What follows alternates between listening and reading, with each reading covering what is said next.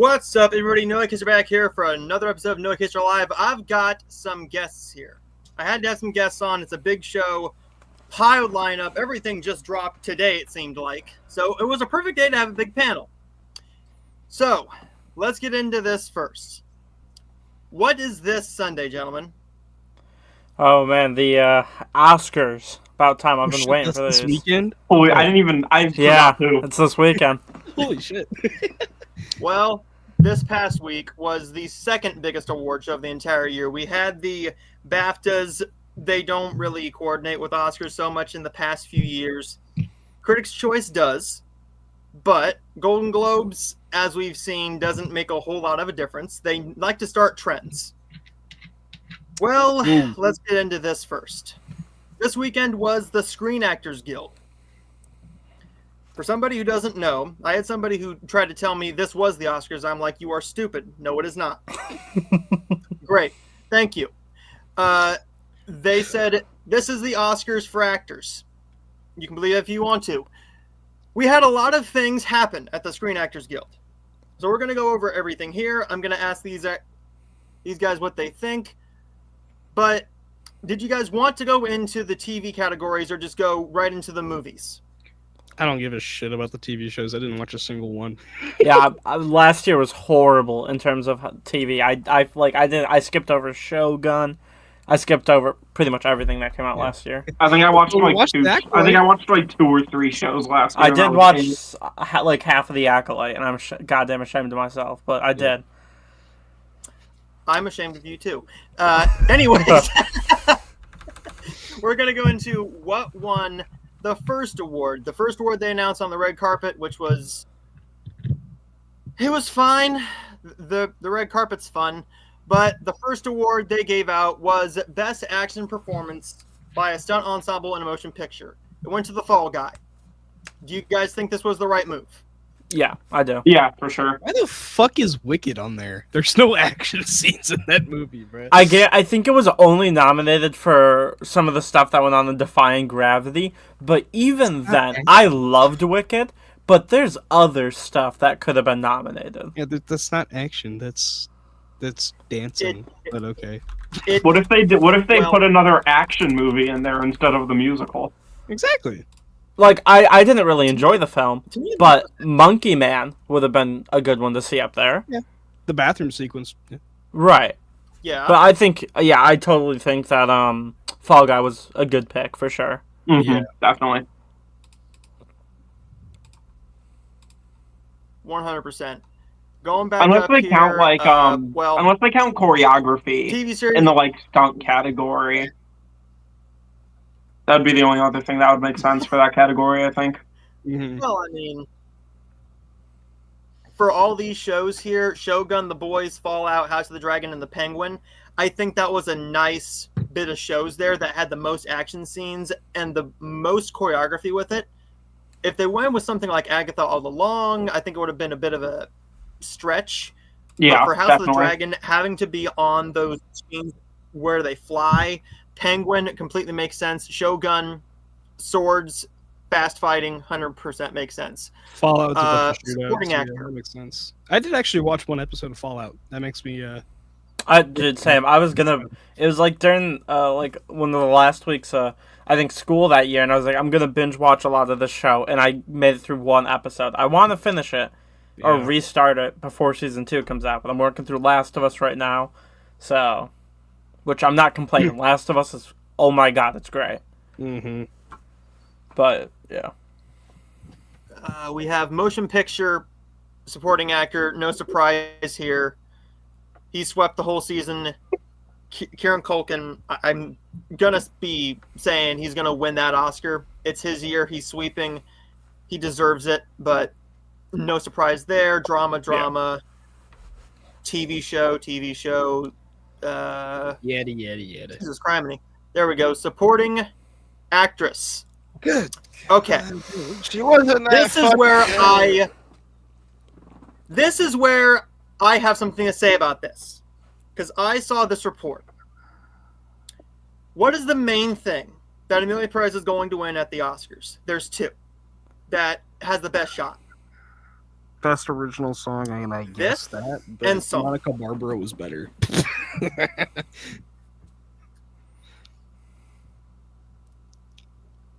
Anybody's better. Yeah. Anybody is Yes. Yeah. better. And one thing that pisses me off, they don't show her acting range every bit at the Golden Globes, at the SAGs, at the BAFTAs. Everything was penis to vagina. That was everything.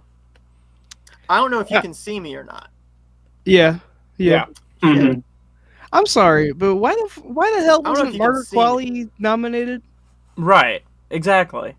I I'm still remain uncorrupted though. I have still not watched Amelia Perez, and I'm keeping it that way. Good. Good. I can't see you guys. I'm being honest with you. I can't see you guys. Give me a second. Give me a second. It might be on my end. Yeah, While I don't we like do that Zoe Saldana might win at the Oscars because she's a great actress, but not for that movie. The thing I saw is that she is getting this sympathy win because of the Amelia Perez hate. Oh, come So, on. Here's the issue. Sympathy for Every that? package is the penis to vagina song. It's not that because she's only like one. Has she even won an Oscar? Who? Zoe Saldana. No. Nope. Okay, well, I mean, I get the sympathy for that, but not for fucking Amelia Not for Perez getting not for that movie. Having not seen The Last Showgirl, Yeah. I can't say honestly, anything. I would honestly feel worse getting a sympathy win than not getting nominated at all. Yeah, I'd rather be in a good movie that I'm good in and be nominated for than in a terrible movie that nobody likes and being nominated because of that. Mm-hmm. What really sucks is when you watch all the award shows like I do, you see Ariana Grande thinking she's going to win. You see Danielle thinking she's going to win. Jamie Lee Curtis. Monica knows she doesn't have a shot. she knows she's just there because they like the movie. Having not seen the film yet myself, let's just say that it's fine that Zoe's winning this because we have to have a sweep of some kind. But for that movie, no. Yeah. Anybody else was better. I would have taken her for fucking Avatar over that goddamn movie. What the Yeah. Yeah. Moving on to the next category, where it's a little bit happier. Motion picture, lead actor. Timothée Chalamet surprises here. Yeah, that was a good one. Mm-hmm. Will this, Loved this speech too. Yeah. Will this make it to the Oscars? Will he win the Oscar? Does this correlate with the run that's been going on, or is this just a SAG standalone win? I think that's just a standalone because Yeah. I see Adrian taking that trophy just because he's been around for so long and in like in Hollywood, and then two because like it's The Brutalist. That movie's fucking epic. So I'm gonna watch it. I'm gonna watch Conclave tonight, and I'm gonna watch Brutalist tomorrow. Those are like the last ones I really want to watch before the award show. I'm very excited to watch really both of them, but especially The Brutalist. I'm honestly low-key hoping that Brody doesn't win just because they used AI to aid his performance with his accent, and I think that's scummy. did And they if he confirm that? Yeah, well, no, the movie and then the Brutalist company announced the AI used in the film Oh. for the awards push. Yep. Okay. And that's why some people think it's going to be a push because it's not actually him doing the whole voice. Yeah. They brought in AI to fix his voice to make it sound like what it sounds like for the majority of the film. He's Right, great in the film. Yeah, but the thing is though is that like the AI doesn't detract from the physical performance that he has because he has a fucking incredible like physical performance where at like the end of the movie he's crippled as like yeah that movie gets deep with that performance. I don't. Yeah, think, I'm sure he gave a Yeah, great physical performance and especially just Yeah. overall performance. But I think someone should win it who did the full role to its like highest Yeah, amount. I mean that's fair. It's just I don't think just because AI adjusted his voice a little bit doesn't really detract from the entire performance, which was mind blowing. Which With the I'm sorry. Oscars, I don't think they really care about that because, granted, 60% of them are all old men who don't know what a Yeah, computer exactly. is. Mhm. So, the younger crowd, if it was all our age, we'd probably vote for somebody else. But the Oscars, we'll see what happens. There's a couple categories where we don't have a full locked-in winner. Yeah, I'll talk So about we'll who get into I personally go with in terms of Yeah. enjoyment, but like as that stand, I still see Adrian winning. I think it could go to Sebastian Stan, honestly. I wouldn't mind. I haven't seen The Apprentice, but I've seen a lot of the shit he did for the movie, so if it doesn't go to Adrian Brody, I think that's probably the safest bet. Yeah, I'd be After fine him. with that just because it'd be a win for Sebastian Stan, and I love Sebastian Stan. Mhm. Yeah. Moving on to the next one. This is female leading actor. This was a surprise. This is what's being called a career Oscar. I think that's bullshit Yeah, Yes. because being called a career Oscar is you've had It's a basically slump just a in sympathy your award. career Yeah, and you had this one performance that made you well known again. I'm sorry, Demi Moore had a big career before any of us were born. Mm-hmm. Way before my parents were even married, she was big in striptease and stuff like that. Now, she deserves this award. she She wouldn't definitely be does. my She was pick to win it. incredible in The Substance. She is one of the best performances of the entire year. Calling Mhm. this a career Oscar is bullshit. Yeah, Now, I love Jamie Lee Curtis. Hers was a career Oscar, Yeah. without a doubt. without a doubt. But, I I mean, Demi Moore, I still holy push for the crap. fact that Angela Bassett deserved to win over Jamie that she year. did. One thing that makes it very interesting now. What do you think the reaction is going to be to Carla Sofia Gascon being at the Oscars now? On I can't Netflix's believe it. time? Netflix paying to bring her there just for her to lose is going to be crazy. Yeah, to I see. think all the stuff that came out sold her the win, so I don't think she's got it anymore. To be fair, I don't think she had the win in the first place. I really don't think she had a chance at this. Anybody Mhm. else on here had a better chance? Well, besides Pamela Anderson, on this, it was either going to be Moore or Madison. Yeah, I One of those love. two was gonna be- I didn't love Honora in the same way people did. I enjoyed it, but I my personal pick for the Oscars is Demi Moore. But if Mikey does take it, no complaints, because she was easily the best part of that movie. Mhm. I would just be super excited if, one, Demi was fantastic in The Substance, but I'd also just take it as a huge win that Best Actress, Best Leading Actress for the year went to a performance in a horror movie. Yeah, I think it'd be Because the fourth time to do so. Yeah, Yep. so I just think that would be an incredible win for the horror genre as well, and I think they need more love at the awards show. So I love that. The Substance is getting nommed, and I think like Nosferatu got like 4 Yeah, nominations, which I'm should have been I'm glad more, to see.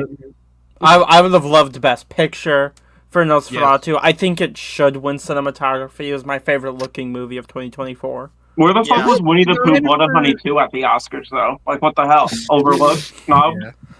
Hey, Okay, hey, did hey, hey. did Nosferatu get? I makeup have the and power. hairstyle? No, I better I'm have. kidding. Uh-oh. But No. this is going to be the one that makes people a little bit surprised.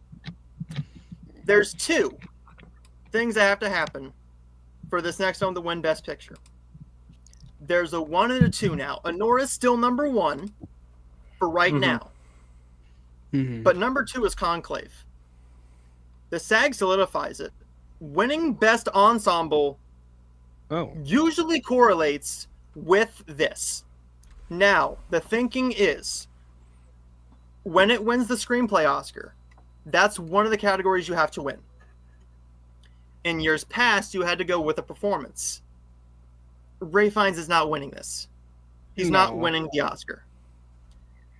And the only other option is editing.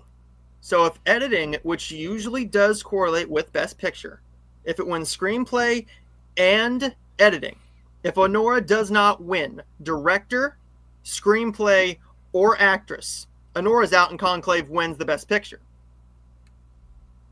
Unless... Oh, did you guys hear about like what voters were saying about Ralph Fiennes for Conclave? I think it came out a little bit before the stream started. Some voters didn't vote for him for actor because they thought he already won in years past, but he hadn't, actually. Oh my god. They just got confused, so they didn't vote for him. Also, I did look it up. Nosferatu's nominated for cinematography, production design, costume design, and makeup and hairstyling. Definitely deserves cinematography for sure. If it takes any of those, I think that one deserves it the most.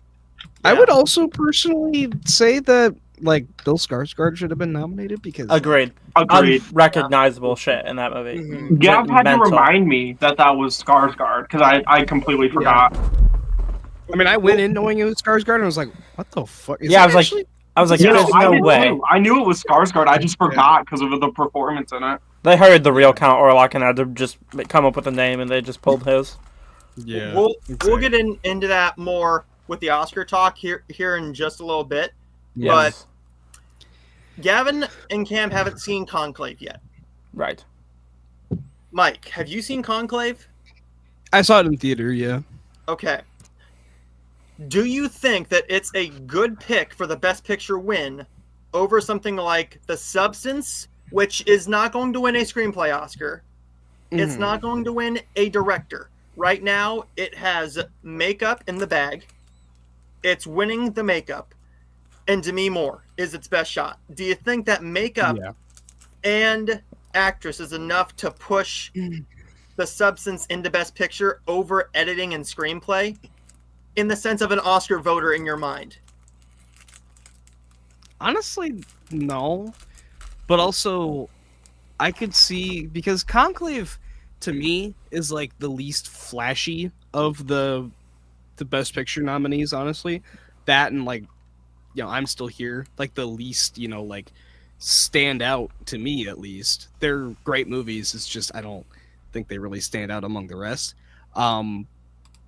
It would be kind of surprising to me if it did win, though, because Conclave actually got some pretty big controversies, like when it hit VOD and whatnot, because there's a twist toward the end that is, very, like, I don't know how to describe it without spoiling it, but it's like a little deterrent of certain people.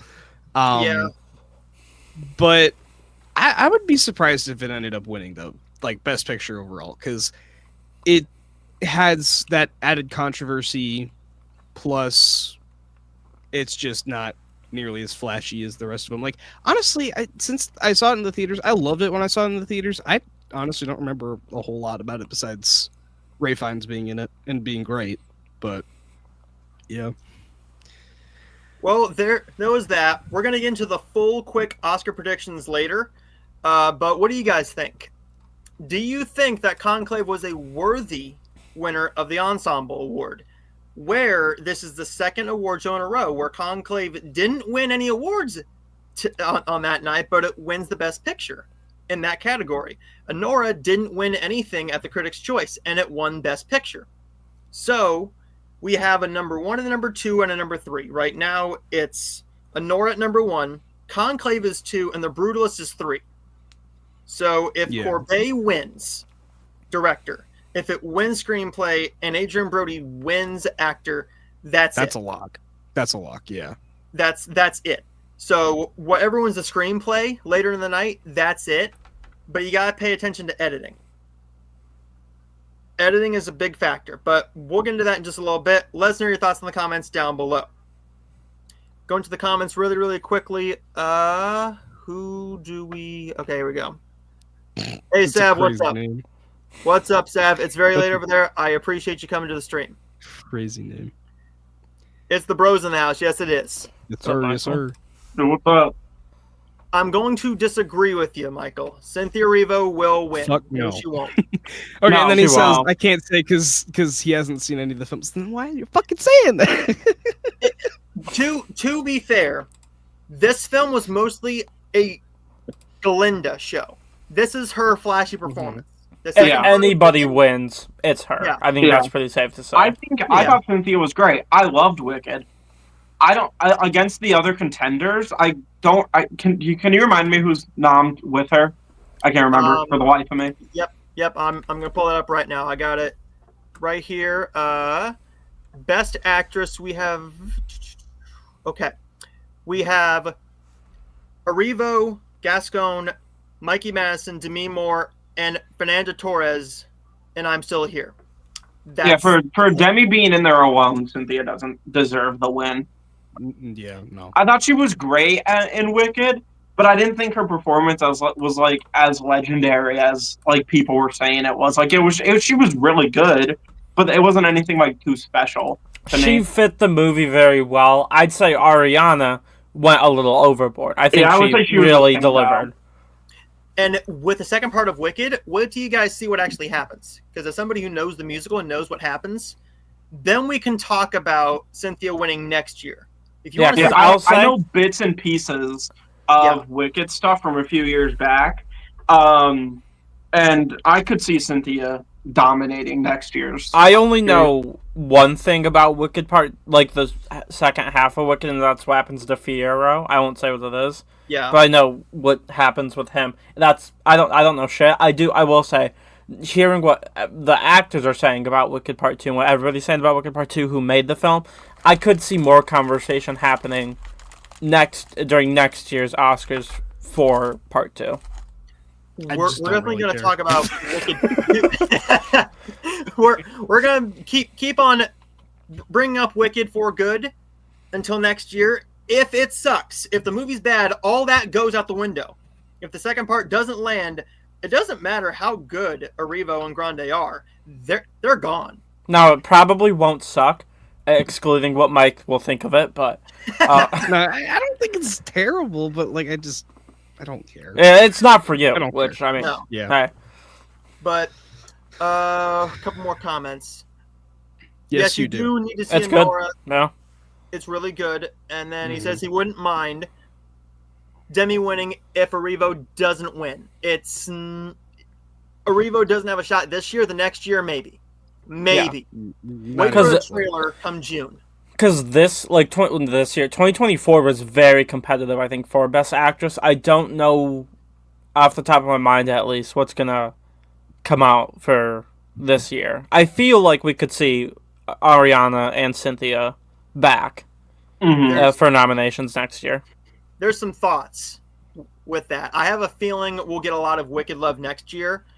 This year it got 10 nominations. It's not going to be a Killers of the Flower Moon or an Irishman where it takes nothing. We'll get into that in just a little bit. But I let's get into still a bit don't of- see. yeah. Personally, I still don't see how Wicked got that many nominations when you had a movie like Dune Part 2 that got 3. Yeah, Right. and I'm saying this as someone who loved Wicked. I don't know why it's getting such an award season buzz. I don't know. Yeah. I don't know why it's in Best Picture. I'll say that. Yeah, no. It is a recency biased. So if Yeah. Dune Part 2 would have came out in its original schedule last year, it would have been in the Best Picture for last Oscars. hmm Now, Yeah. that's why Dune Messiah is not moving from November, because they know that Dune Messiah is going to be a juggernaut.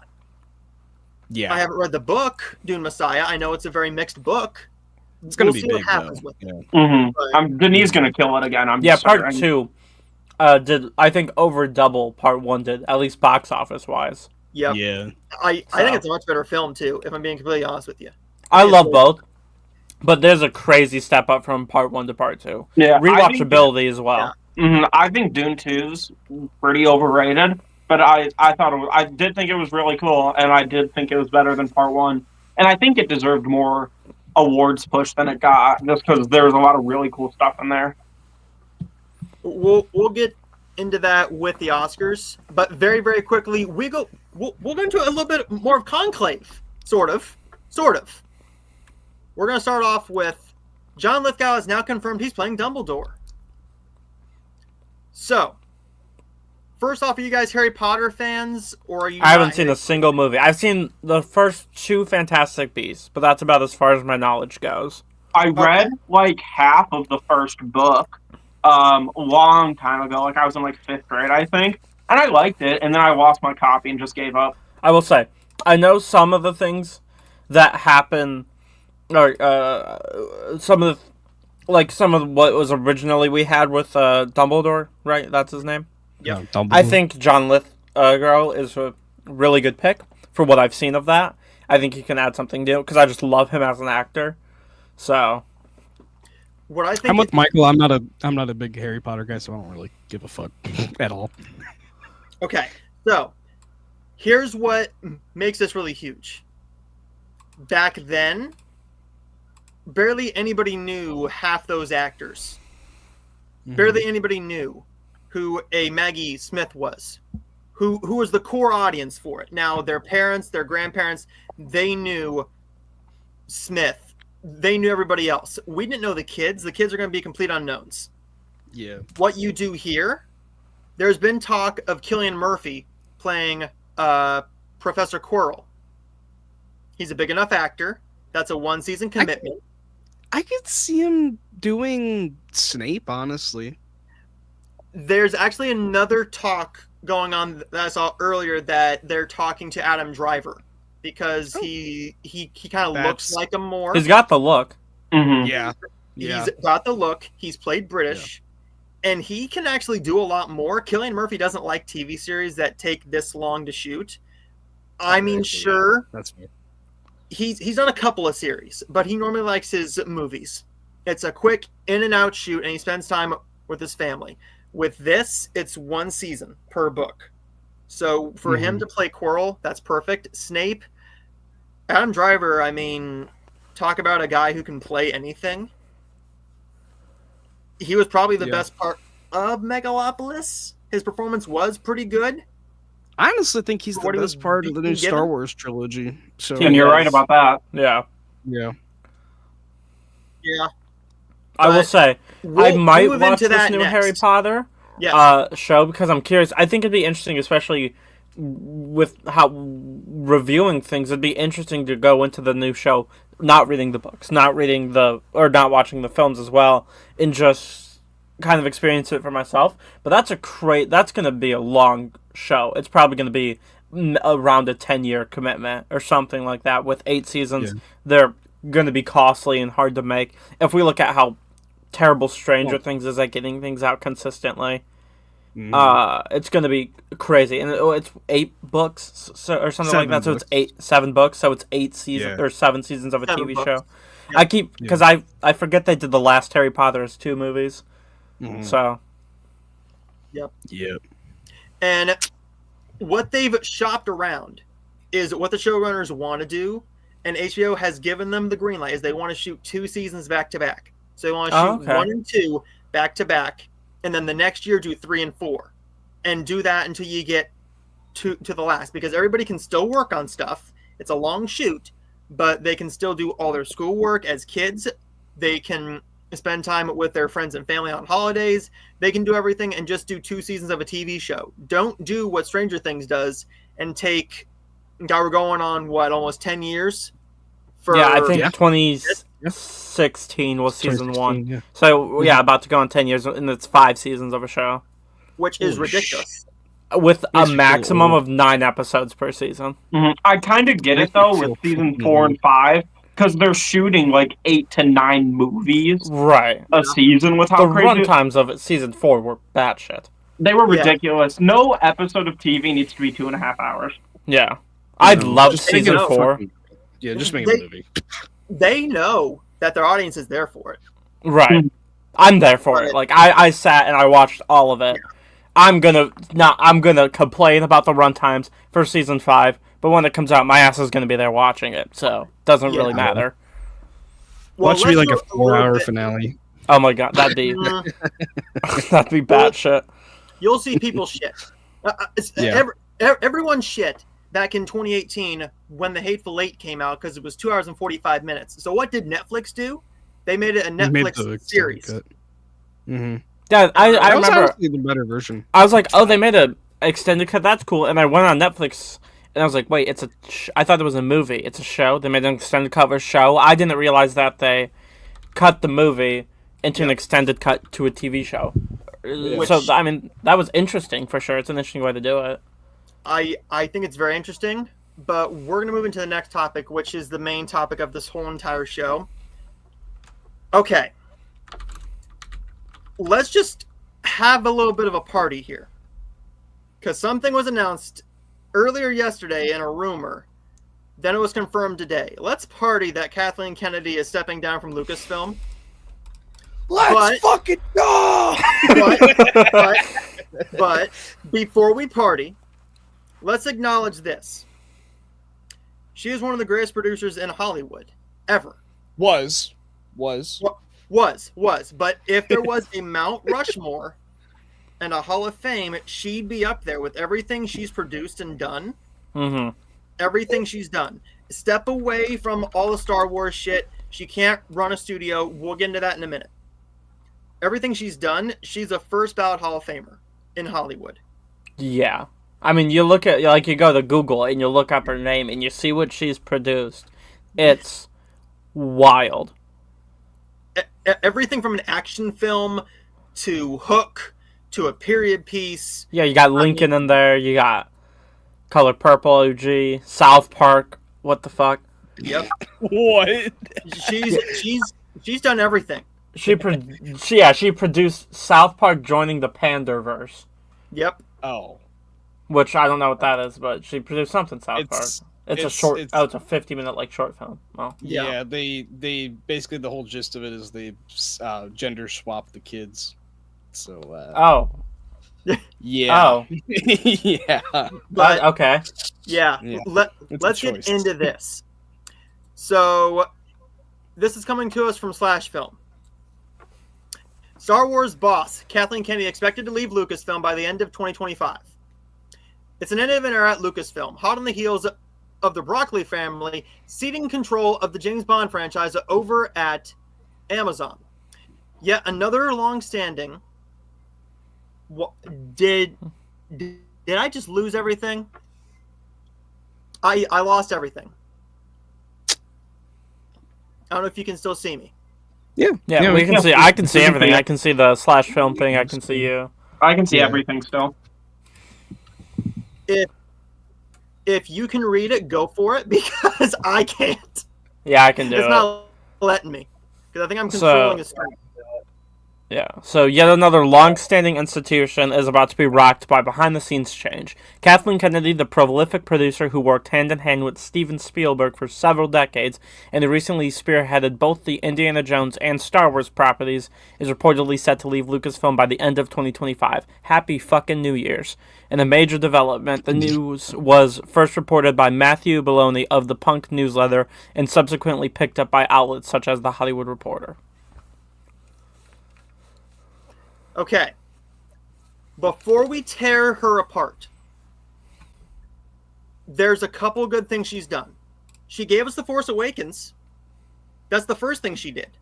Mm-hmm. Mm-hmm. She gave us The Mandalorian. She kept the franchise alive, so there was at least more to watch, whether personal opinions on the projects aside. She's the reason we still get Star Wars. Yeah, I mean, I don't know how fucking young when she took over and the trilogy started coming out, but I remember going to the cinema to see Star Wars Force Awakens, Rogue One, Last Jedi, Rise of Skywalker, loving everything that came out. Now, not so much, but I've grown up with her era of what they were doing with Star Wars and some of the other stuff, like the prequels were the ones I watched quite a bit. At least episode 1. And then recently, I've discovered I've watched the originals, but I probably watched those like with my dad when I can't even remember. I watched the Saw movies back then, for Christ's sake. But so she's done a lot, and I'm thankful for a lot of the stuff she's produced. But at the same time, she's fumbled for years now. Yeah, we haven't had a Star Wars like movie since 2019, and the time we finally get one, it's fucking Mandalorian. It's a spin-off of a Yeah. Disney Plus show. Yep, and what I think we need to really focus on here, how many filmmakers and announced movies have been canceled by her? Let's go Right. through this list. We were supposed to have a Kevin Feige movie. Directed Kevin Feige Star Wars movie. Oh shit, I didn't know that. Me either. What? That Yeah. was announced at Star Wars Celebration that Kevin Feige was going to be directing a Star Wars movie. Nothing ever came from that announcement. All they did was announce it on stage, no movement. Taika Waititi, that's gone nowhere. Yeah. Patty Jenkins, that's gone nowhere. 3 massive names in Hollywood that can write, can produce, can direct. She's thrown them all away. How many people have been attached to a script at one point? Or to For the direct? Rey movie alone. For the Rey movie, I guarantee you we will get Blade before we get a Rey movie. Probably. I mean, Blade, it's probably written someplace, but we're just not going to get any movement on it. She's gone. Who do you think should take over? Do you think it should be somebody who knows how to run a big business? Do you think it should be somebody in Star Wars who knows the ins and outs of Star Wars, like a Jon Favreau, like a Dave Filoni? Or do you think that one rumor I heard is that Bob Iger wants Feige to take over, leave Marvel after all of the Avengers stuff, take him out of Marvel, stick him in Star Wars? I don't see that happening simply because Feige has wanted to do X-Men. His career started by producing the original X-Men movie, and he's been wanting to get the X-Men in the MCU. And we know that's going to be the MCU focus post Secret Wars. That's why I have no doubt in my mind that Feige's not going to leave his favorite thing to do Star Wars. And I think it's most likely going to be Dave Filoni. But then, if that's the case, I don't think we're ever leaving the prequel era of Star Wars, because that's what he keeps liking to do. And I'm personally getting tired of it, but I think that's all that's gonna be made. Yeah, I think best case scenario is Dave. At least for what we know now, is Dave Filoni goes in. Yeah. He has to move on because as much as right, and I'll say it. I don't know how you guys feel about the show. I thought Ahsoka was pretty good at first, and was by the end I thought it was a bad show. I hated the second half of it. I liked the prequel stuff because that's all he really is best at doing. Episode 5 I thought was the best episode of the show. Episode 5 was just pretty-mid. Yeah, probably the best episode. But Yeah, like as soon as they go onto the planet and get to Ezra, it's the most laughably bad shit I've seen. From some of the most laughably bad shit I've seen from Star Wars. Some of the choreo and fight sequences, and they're always cutting. Ahsoka was just frustrating. So I think he really has to just allow the franchise to move forward, because Rise of Skywalker was the end of the Skywalker saga, but it really wasn't. Mm-hmm. No. There is one thing that was talked about in a group circle. Look what James Gunn did with DC. Maybe we get a Jon Favreau to be that James Gunn. Mm-hmm. But you bring somebody else in. You are the head of all of Lucasfilm, but you don't touch anything, but you do the James Gunn role and you do a Superman. So say you give him a certain film. Jon Favreau does episode 10 or something. You bring somebody else in who knows how to run the business. You run the creative side. You make all the decisions of what is made, where it's made, and how it all connects. Like what a Kevin Feige does. Feige makes all those decisions. Gunn makes all those decisions. But what Peter Safran does for James Gunn is he runs all of the ins and outs of DC. James Gunn just says this is what goes here, and Safran makes it happen. That's, I think, the best case scenario that we could go with. Sure. Because I don't know how you guys feel about it. Mandalorian seasons 1 and 2, peak TV. Great. Incredible. Great Incredible. TV. I didn't watch season Yes. 3 because I watched season one 2 had the episode of perfect season. ending. I watched one episode of season 3. Tapped out. I'll say this: did you guys watch the Book of Boba Fett? No. Yeah. Okay. Once you get to episode 1, 2, and 3, it's fine. It's fine. Episode 4, we get Mando back in there. Yeah, I know it becomes a Mandalorian show. It becomes a Mandalorian show, and it becomes much better. Boba Fett is a side character. What they did there is they didn't give anybody creative control. The Mandalorian, that was all Jon Favreau. He had full creative control. He had everything. Season 3 was a bit of a step down because, one, they were writing the Mandalorian and Grogu movie, too, at the same time. So I think that the focus wasn't really on there. We're going to see what happens. So overall, was Kathleen Kennedy a good CEO for Lucasfilm in the beginning? And what was her turn? Where do you think she completely lost everybody? What movie, what series was the main thing that made her have that downfall? Because I think she started off really great. I think she started off really great, and Force Awakens was obviously a big win for the studio. And even though I think the entire sequel trilogy, each movie made $1 billion. Yeah, But I think that they let Rian Johnson do what he wanted with Last Jedi, and then a lot of people didn't like that movie. And I think Last Jedi was the big turning point, because then they tried to course correct everything, which messed up Rise of Skywalker, which led them to go back to the prequel stuff with everything on Disney Plus, which a lot of people really like. Like, I know Clone Wars was season 7. I think it was season 7 was really popular. Mando season 1 and 2 were loved.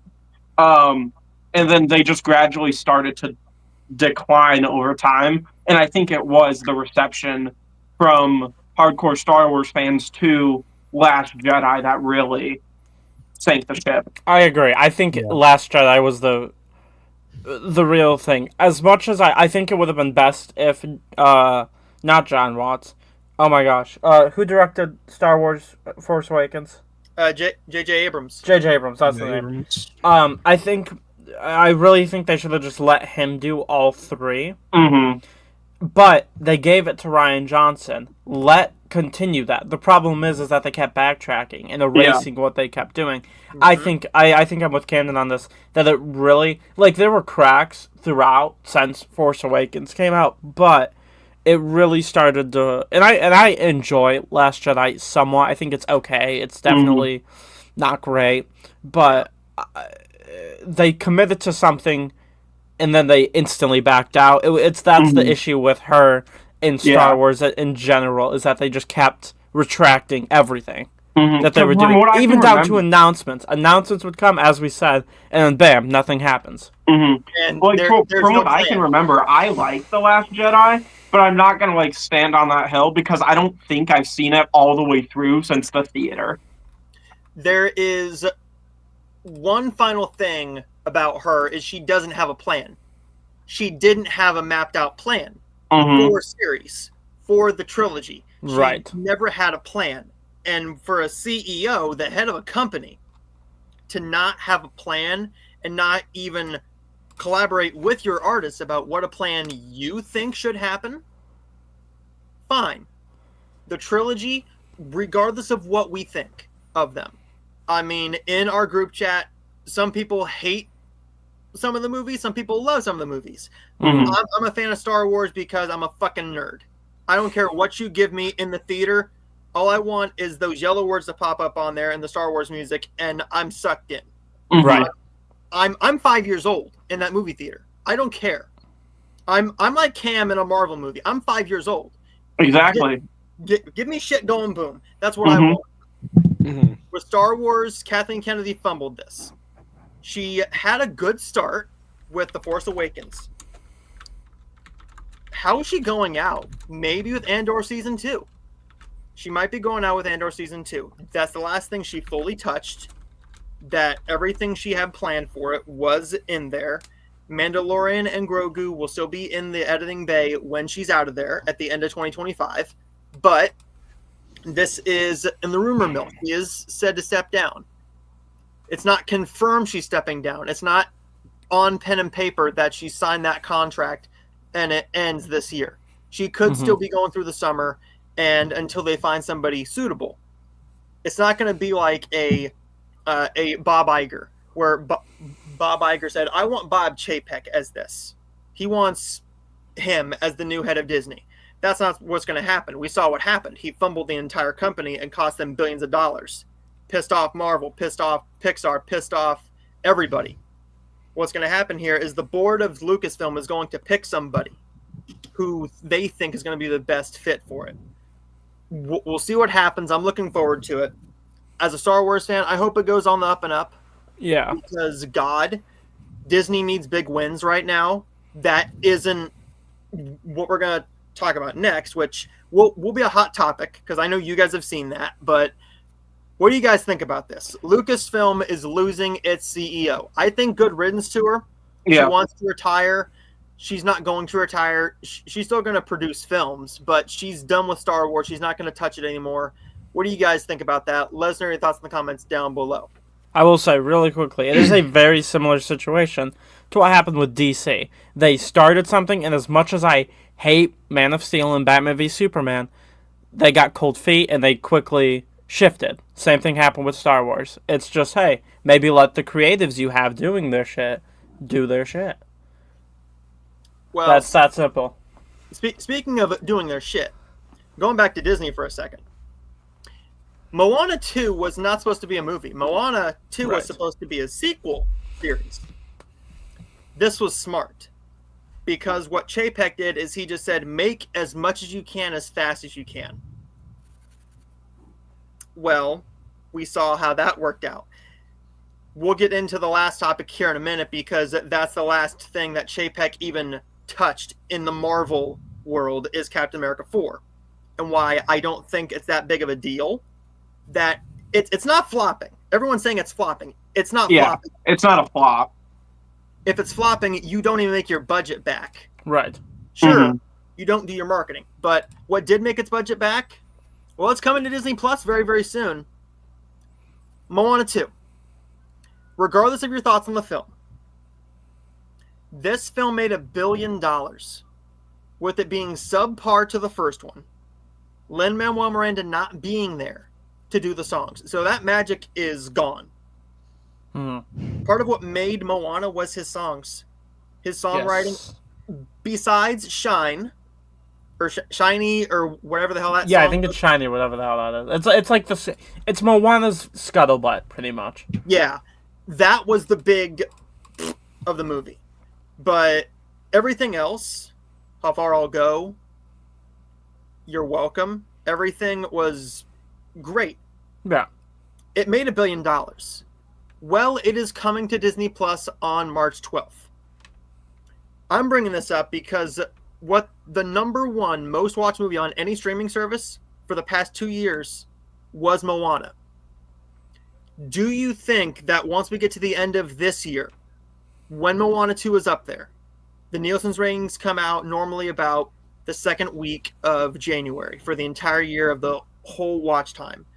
Will Moana 2 be in that top 10? And will you see it overtaking Moana at some point in years down the line as the most watched thing, or as just number 1 and 2? I think it'll be in the top 10 for sure, just because add any Disney animated musical to Disney Plus and it's going to do numbers for the platform. But I don't think it'll surpass the first Moana. Yeah. I think what I'm thinking is it's going to be in the top 10 for the year. I don't think of all time as of the end of the year, but then it might like gradually get up there, because I don't see how where Moana's been on the streaming service for 6 years now. Yep. I don't see how that would like instantly pass it, but yeah. I think especially the fact I don't think Moana 2 is going to move it or surpass the first one in any way, because people are less responded to it. Like, it's not just me, it's pretty much everybody's like, yeah, it's worse than the first one. Yeah. So I think even after that, they're gonna turn on Moana 2 or Moana 1 for their kids instead of Moana 2. I think it's still going to kind of stick that way. Not for this year, of course, because it's when the movie's out. But like in the coming years, it'll probably go up there. I just don't see it surpassing Moana 1. Well, I'll bring this up because this was the most 10 biggest streamed movies of last year. Damn, we had Mario. Moana at 13 billion minutes watched all year. Mario, I call bullshit on number 3. There's no way that Red One got 8 billion minutes watched from the time it went on Prime from December 15th to December 31st. I'm sorry, no.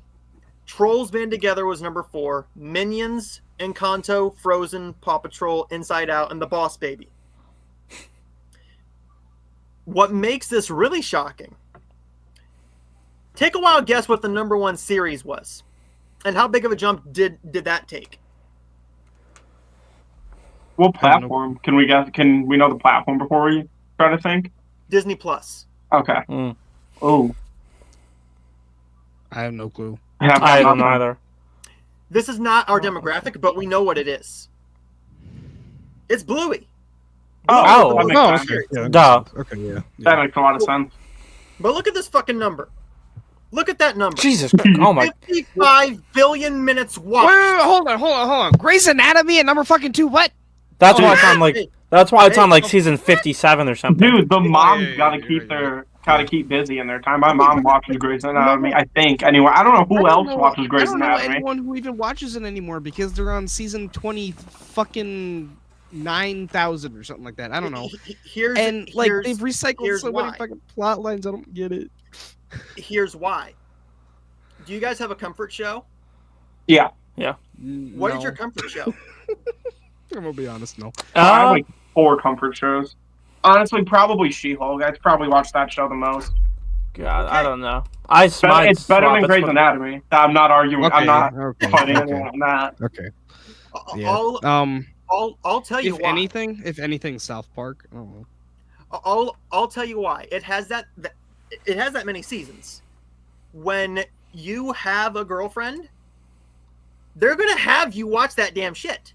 I mean, my ex-girlfriend said we are watching Cobra Kai, and I said, okay. Well, that's We a good watched show Cobra at Kai. least. We watched Game of Thrones.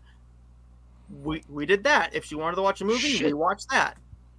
You're lucky. My ex made me watch fucking like I don't remember what the show Glee. I think. Oh, sorry, bro. Sorry about GG's, man. Yeah. But with all these shows, it's easy to see why. I mean, they're long-running shows. Bluey, NCIS not is crazy. very long-running.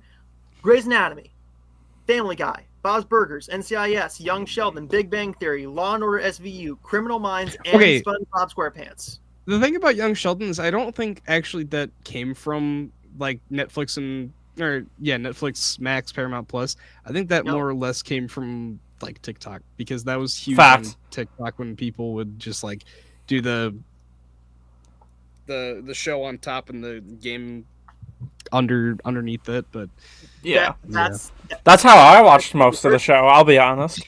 that's why it has a big resurgence, because now shows like say The Middle, that's having a big resurgence now. Younger people are watching that, and I grew up with that show. I remember when it first aired in 2009 on ABC, and I was hooked ever since for 9 whole seasons. Now that's if we're talking Malcolm in the Middle, okay, I'd never watched that show. The Middle. Do you not know what The Middle is? I mean, I've heard of it. I have never seen it. Okay. It takes place in Indiana. It's about this family that's very, very poor, and it's just their lives. So their one son loves books, but he's very autistic. Their one daughter Sounds like is me, very... except I don't like books. Their one daughter is very clumsy, and that's her shtick. And their son Axel, their oldest son Axel, is a womanizer. He's very stupid. He gets through life with his looks and by getting lucky. That's literally it. And then it's their lives. It's very entertaining. It's very funny. 9 seasons on ABC is a massive hit. But there was that. Moana 2 is coming out. Are you guys excited If you haven't seen it yet, or if you're a parent, are you excited to not hear Frozen or Moana or Bluey? I mean, that's something to cheer about. Your little shit can watch something that isn't a blue dog or a talking snowman or Maui singing You're Welcome for the 75,000th time this year. You're looking forward to something new coming on the platform that you can sit that little shit in front of the screen and they're entertained for a solid hour to 2 hours. That's all they want. And that's all the Disney Plus needs to be for somebody that isn't like us, who wants to watch the Marvel shows and the Star Wars shows and wants all the MCU and the Disney stuff. Mm-hmm. What mostly is for right now, if you looked at the top 10 TV shows on Disney Plus, it's Bluey and Mickey Mouse Clubhouse. It's for toddlers. They're sitting there watching those, hands down. We're going to move into the last topic before we get into the quick Oscar predictions. This is shocking. Not many movies take a 70% drop.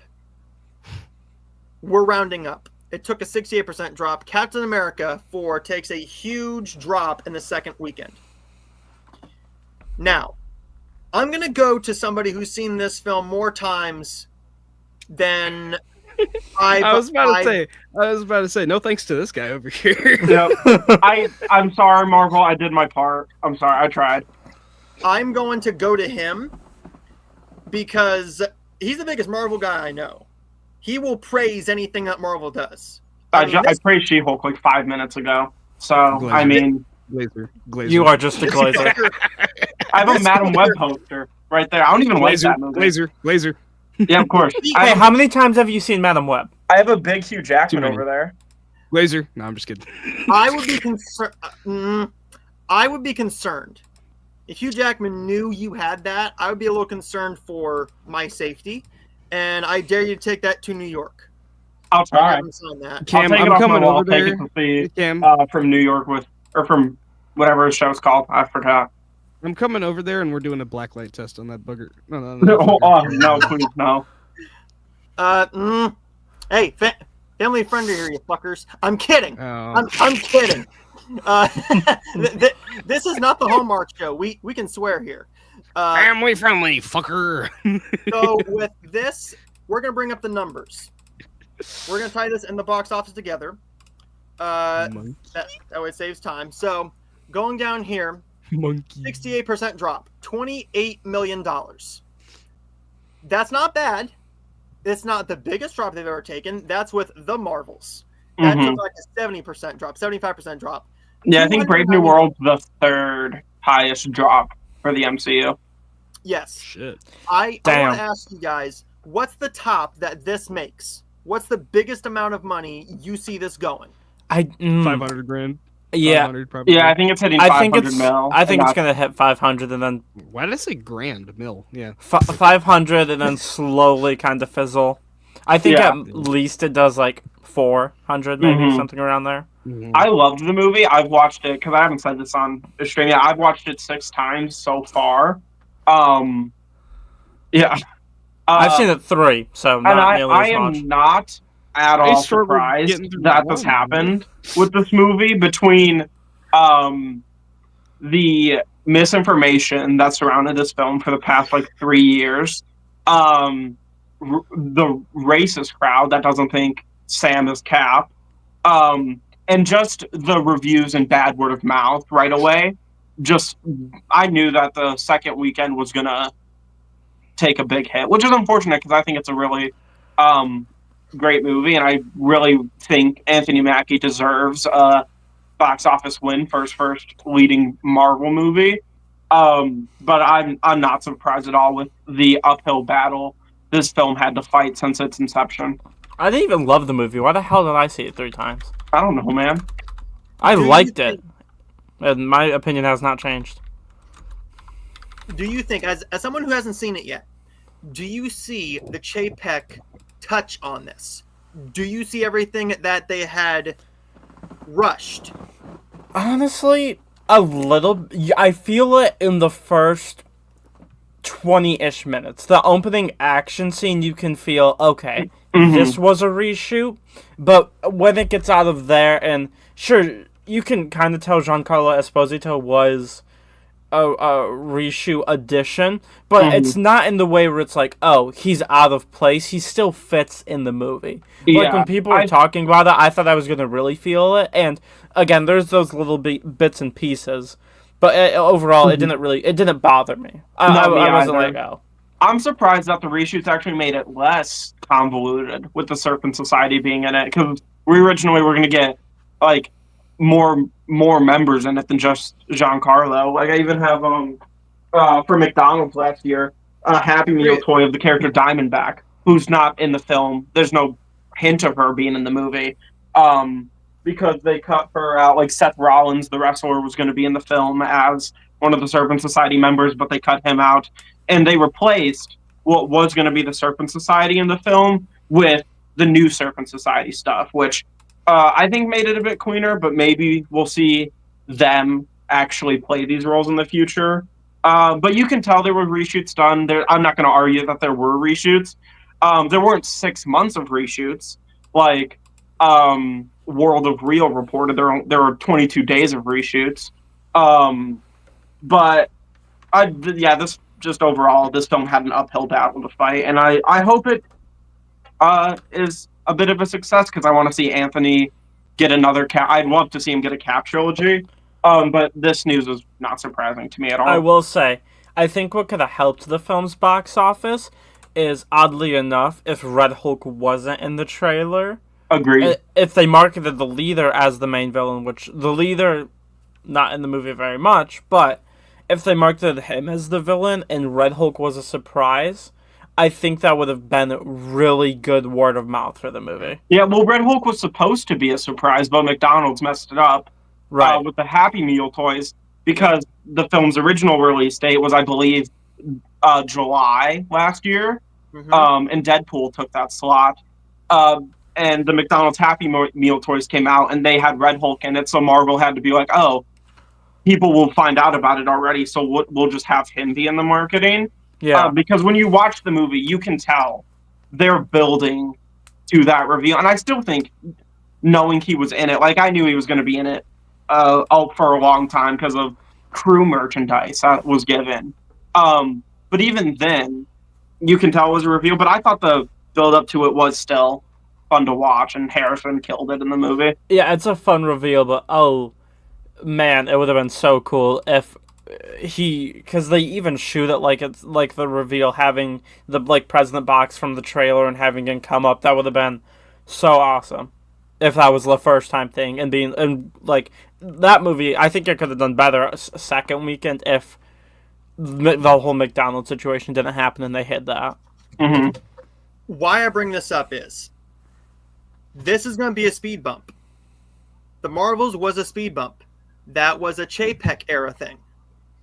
This is a speed bump, and the last speed bump. Deadpool Wolverine, he kind of took all his hands away, and Iger kind of took everything over. Iger said, Feige, you go for it.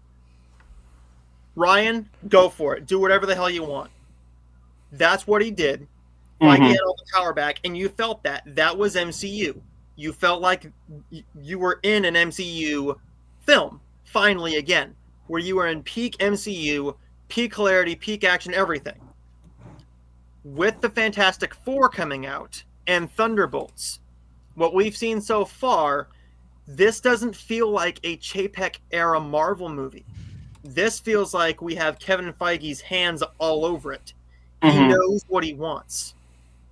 Thunderbolts was going underway as soon as Chapek was fired. Yeah. That's when the script was being written. That's when everybody was completely sucked into this story now. With this, do you guys feel the same way as me? Do you think? Yeah, definitely. I think Cap's only a small speed bump, and I think they'll be fine. I mean, Daredevil Born Again had its premiere. Oh, he's gone. Uh-oh. Okay. Give me just a second, guys. Go ahead and just talk among yourselves. Okay, yeah. So I think, like Noah said, Cap was just a little speed bump for them. But with early reviews out for Daredevil and that lining up to be successful, and that's releasing next week, I think that's going to restore some faith in Marvel because Daredevil's super popular. and Thunderbolts is getting great responses to the trailer and the marketing so far. They got a lot of eyes on it with the Super Bowl spot this year, which was great. So I'm sure Thunderbolts will be fine. I'm very confident in Fantastic Four. That had a huge trailer debut, so I'm sure that'll be fine as well. So I think Captain America was just a speed bump, and maybe some of the other shows this year will be speed bumps as well. But I'm pretty confident in the rest of Marvel's 2025 because each individual project has a great team behind it. Especially Thunderbolts has a great cast and crew. I think what's helpful with the TV shows, and there being so many of them, is that it's like Ironheart and Wonder Man and things like that, where, sure, comic fans might love them, general audience not so much. I don't know how much they're going to remember her from Black Panther 2. I think the shows aren't going to really matter in the grand schemes of things. Yeah. Daredevil, I think, will, because that's the most important show for them this year. Me personally, I'm stoked for Wonder Man, but I don't think people are going to be talking about that film in February. Or show in February. Yeah, I mean, there's no way. I think Thunderbolts is going to do just fine for them. Maybe around $600 million. Something around there. But I think, in general, it's going to be a good year for them in that it certainly is just a speed bump for them. It is Captain America, but they're going to, I think, lock back in. Yeah, I mean, Spider-Man was great. That was very successful for them. Right. Captain America's doing fine. Daredevil's expected to do very well. So yeah, I think Marvel, just a little bump, but nothing to fret about. I'm not worried at all. Yeah. You're all right, man. All right. So, Mike had to go. So this is just going to be us for just the last few segments. So we're going to move into the big thing that's happening this weekend, and we're going to go into the Oscar predictions. I have all the categories up, and as you can see behind us, all the Best Picture nominees are behind us. And we're going to go through this. So let me get down to the bottom here. We're not going to talk about any of the shorts because, one, they weren't playing at a theater near me. They don't play very often. They go wide, but wide can be 1,200 theaters. So saying that means nothing. So I don't think I've seen a single short from this year. So the only short I know that actually came out in front of a movie was for Dogman in January. That's basically it. Yeah. Now, last year, they mostly air those at like film festivals and stuff like that, or on Apple TV Plus or Netflix. They don't get a whole lot of press, unlike where Disney and Pixar used to have one or two every year. Now they don't do that. Yeah. But we're going to start off with this first. Costume design. The nominees are Wicked, Nosferatu, Gladiator 2, Conclave, and A Complete Unknown. The way that we're going to do this is I'm going to let Gavin go first, then Cam, then myself, and then we'll just go around. So, Gavin, what do you think is going to win the costume design? Costume design, I think, is tricky. But, I mean, my heart tells me Nosferatu. But I think, in terms of, like, you look at historical films and things that have happened in the past, I think it's a pretty safe bet to say Gladiator 2 could take it. Yeah, I think Gladiator 2 is likely. My personal pick would probably be Wicked or Nosferatu. Nosferatu was great for capturing the specific time period, same with Gladiator 2, but Wicked just had such vibrance and distinctness, especially when they got to the Emerald City, that my personal pick would probably go to Wicked. I'm going to go with Wicked. I think Wicked has this. I think it has a couple of the technicals. I think Wicked's a lock, but Nosferatu, if it wins this would be phenomenal. I mean, just for Skarsgård alone, Lily Rose Depp, Jesus criminy, her costumes were out of this world. I'm going with Wicked. I don't got an issue with any of those winning at all.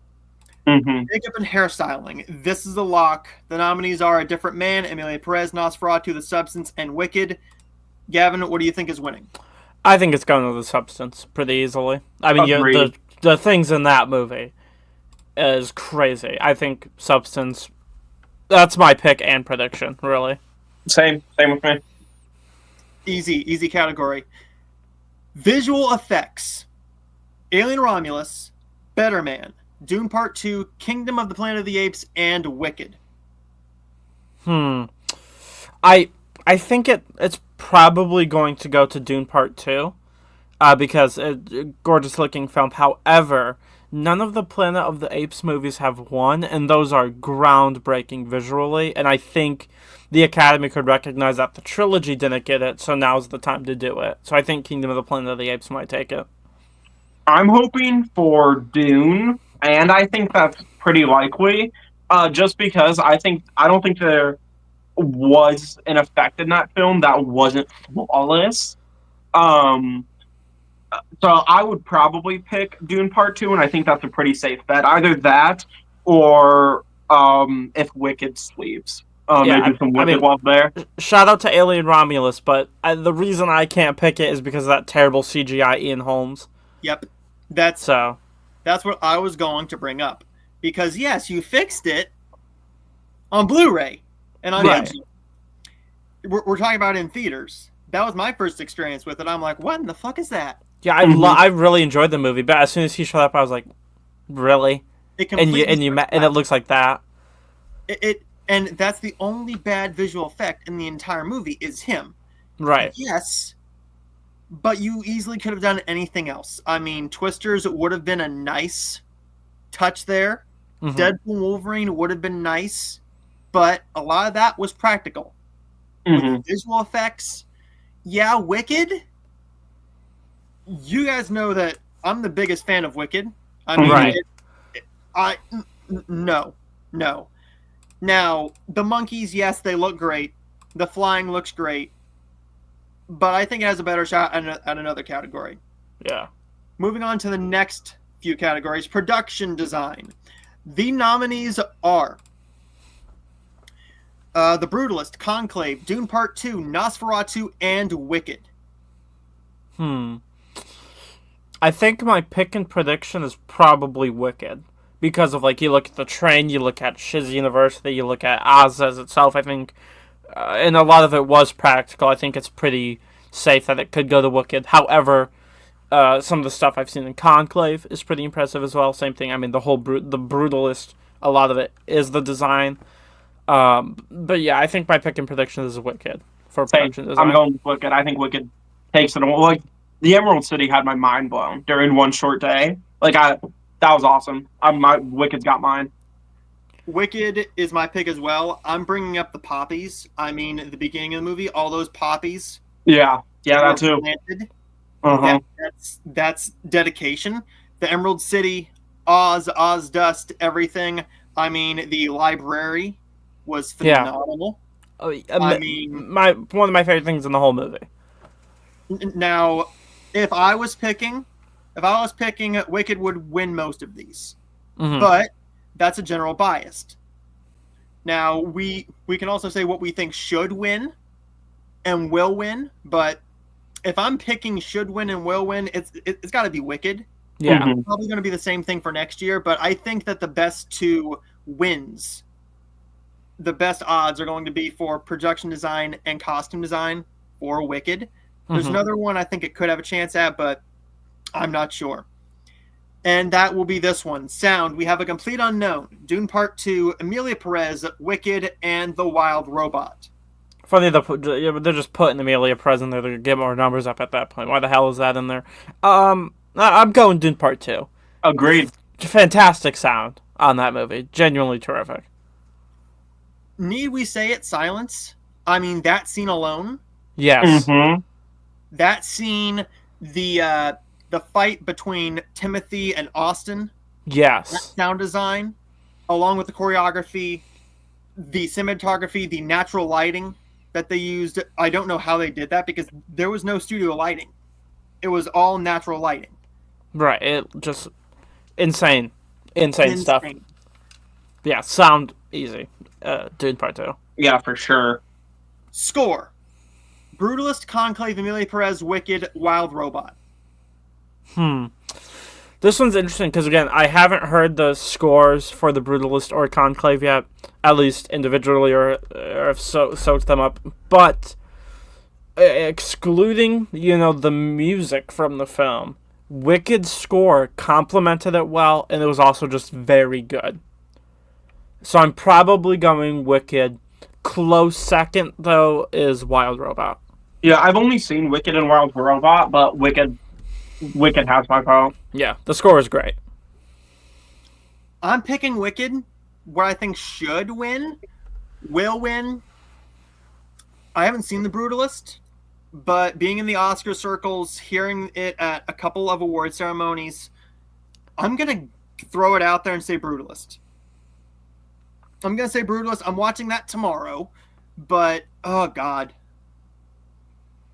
I think Conclave could have a shot at it, too. When you watch that film, you'll know that has a grasp on the movie. The score of Conclave is a character all on its own. Interesting. Yes, you have physical performances, but the overall just score of it sucks you into the movie a lot more than any other score did here.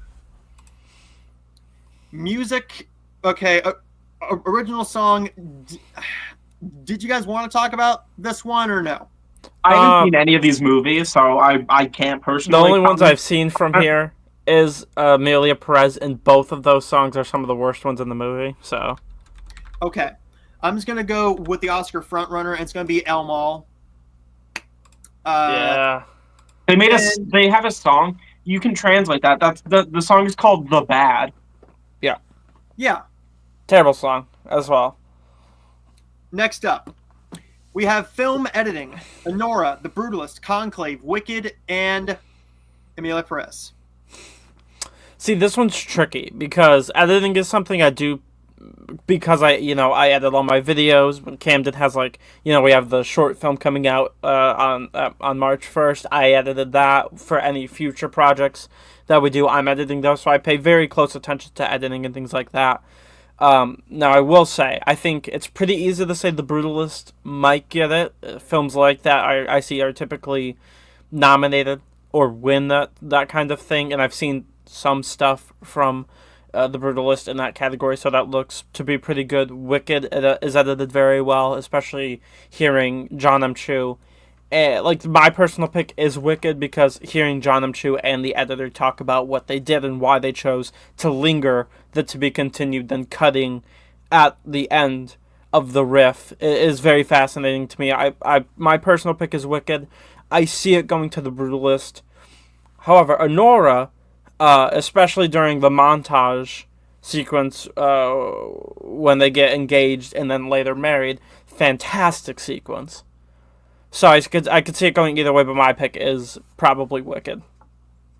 I'd go with Wicked for the last 14 minutes alone. All of Defying Gravity was perfect. See, I don't know. I've seen all these movies except for The Brutalist, but The Brutalist, they normally go with a long movie.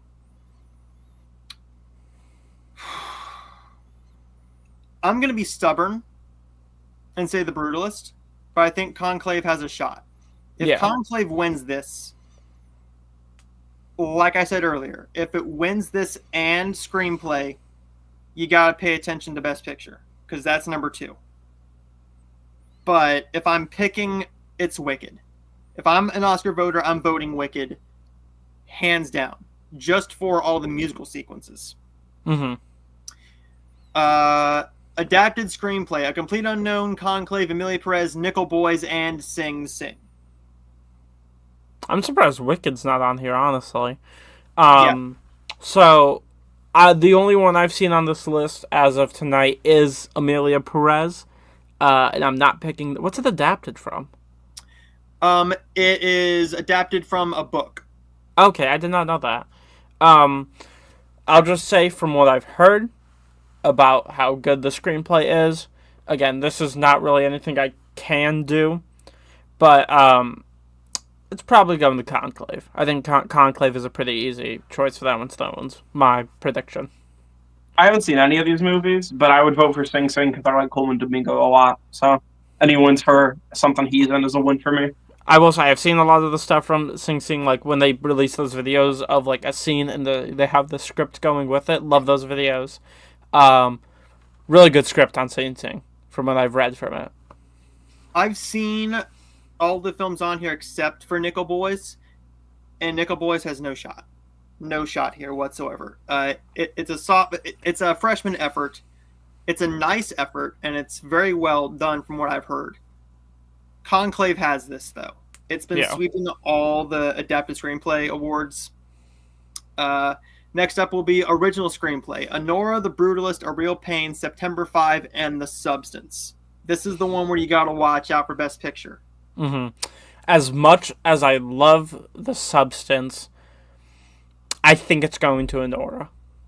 Honora's my pick. I have a lot of issues with Honora, particularly in the second half of the movie, regarding the script, but I think it's a pretty safe bet. I'd love to see A Real Pain win, because I think, especially with how you compare the start of the film to the ending of the film, how perfectly those connect. I'd love to see it go to Real Pain or The Substance, but I do think it's going to Honora. Yeah, I agree with Gavin thinking it's going to Honora, but my personal pick would be A Real Pain, probably. I think Jesse Eisenberg killed it with writing it. I agree with you guys. If I'm voting A Real Pain, I think that was the best screenplay of all last year. Honora has this, though. If they say The Substance, it's over. And now we're just in a game of skee ball. See where it goes. Yeah. We don't know where that's going at that point. I'll lose my mind if The Substance wins, because that'd be so cool to see. If The Substance wins, and Demi Moore wins actress, which we'll get into it in a second, there's your number 2 for Best Picture then. Then it'll be down to The Substance and Conclave. Going back up here, cinematography: Brutalist, Dune Part 2, Emilia Perez, Maria, and Nosferatu. My pick is pretty. This one's close between Jordan Blashnik and Greg Fraser. However, as much as I think Nosferatu is the best looking film of that year, I think it's, again, a pretty safe bet that it's going to Dune. My pick's Nosferatu. I thought the cinematography was... I think the cinematography was the scariest part of the movie. A fantastic looking movie. Fantastic. Maria, from what I've seen, it's very well shot. But if Angelina Jolie can't get nominated, cinematography doesn't mean anything. And when that's your only nomination, and you can't even get into your costume category when you're a movie about an opera singer, that tells me all I need to know about it. And Nosferatu's when you have the opening sequence and you have Lily Rose Depp there and the curtains flying, you see Count Orlok's shadow in there. That is why I would love it to win, just because it's just the creative stuff. You have the hand going over the city as well. It's just, actually, no, I say it's going to Dune. My pick is Nosferatu. Dune looked pretty, but Nosferatu did so many creative things in terms of cinematography. I'm going to go with Brutalist. Be honest with you, I'm going with Brutalist. I think what he did on a $10 million budget, making a 3.5 hour post-Holocaust film, what he did here with that level of camera, I haven't seen the whole thing yet, but God, if I'm picking, it's got to go Dune Part 2. I mean, Dune Part 2 is the best looking movie I saw all last year. Mm. The best cinematography I've seen in years. Even over Wicked. Even over anything last year. I think that Dune Part 2 is the best cinematography probably since 2022 Oscars. I think it's better shot than Barbie, than Oppenheimer, Holdovers, everything. Yeah. It's top-notch. It's probably going to Dune. Directing. This is a coin toss. Sean Baker for Honora. Brady Corbet, Brutalist. James Mangold, The Complete Unknown. Why? Jacques Audiard. I think it's Jacques. Jacques Audiard. He should not be in the running because he didn't even want to do proper research on Mexico. Right. No. or transgender people, which is the whole thing of Amelia Perez. Right. The two main. How do you fuck up the two main things in there? Exactly. When Mexico doesn't like you, that tells you everything you need to know, and the trans community doesn't like you either. They like the representation, but they just don't like you. They hate your execution of it because you didn't handle it properly. Right. You didn't handle it with love and care. But who do you think is winning director? Again, I'd love to see Coralie Farge take it. It's going to Sean Baker, I think, pretty easily. I think it's probably going to be Sean Baker. I agree with Gav just because Honora is doing Brady Corbet. Yeah, just because Sean Baker's and Honora as a whole is getting a lot. I think it's going to take it. My personal pick would be Coralie for The Substance. We do have something here. I think The Brutus. I'm not quite sure what that's insinuating, but that was about 10 minutes back. But thank you for the comment, and most likely Conclave for adaptation, he said. Okay, awesome. Yeah. Thank you, Concrete. All right. You got some interesting commenters' names here. You have whatever the hell that name was. Butts Unplugged. Butts Unplugged and Concrete. This is the type of channel where we run. You never know if it's a real person or if you're on Pornhub or RedTube. So, moving up here, international feature film. I'm Still Here, Girl with the Needle, Amelia Perez, Seed of the Sacred Fig, and Flow. Pick and prediction. I think it might go to Amelia Perez. Honestly, as much as I hate to say that because I can't stand the movie, it's probably going to Amelia Perez. I think if Flo got it, that'd be pretty cool, but I think it's going to Amelia Perez. I haven't seen any of these, but probably Amelia Perez, unfortunately. I agree with you guys. Probably Amelia Perez. It doesn't deserve it. It's got to go to Flo, I think. Flo, it was the best here. I've heard I'm Still Here is great. I've heard very little about the girl with the needle. See the Sacred Fig was one that was in the Best Picture talk for multiple months, and it just fell right off. Documentary feature, we're not even going to talk about that one.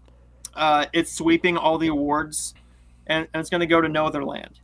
Yeah, I haven't seen any of these, so I'm not a big documentary guy. I watched one documentary last year, and that was Superman, the Christopher Reeve story, so I would have loved to see that there, because that was a great movie, but sadly, the Oscars never go for any of the celebrity stuff. They didn't go for the Bob Ross one, they didn't go for the Fred Rogers one, and they didn't go for Superman.